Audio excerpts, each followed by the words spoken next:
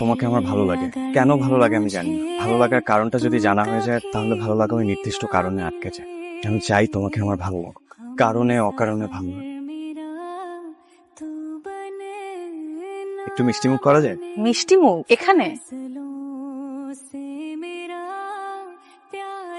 আদরের চাকরি বাকরি তো কিছুই এখনো হলো না। চেষ্টা করছো হয়ে যাবে। গ্রাজুয়েশন কমপ্লিট করেছে 2 বছর হবে না?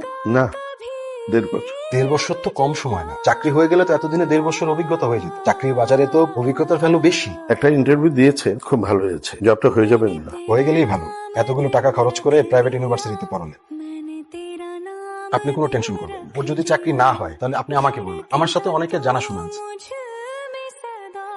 আমাদের ব্রেকআপ হয়ে গেল, তোমার এত মন খারাপ হবে বলে আমার মনে হয় না। একটা জব হয় নাই জাস্ট, আর কত অপরচুনিটি আসবে। জবটা আমার খুব দরকার। আমার কাজিনরা সব যে যার মতো ভালো করতেছে। আব্বু আমাকে সব সময় ছোট হইতে। আমাদের প্ল্যানের বাইরেও সৃষ্টিকর্তার একটা প্ল্যান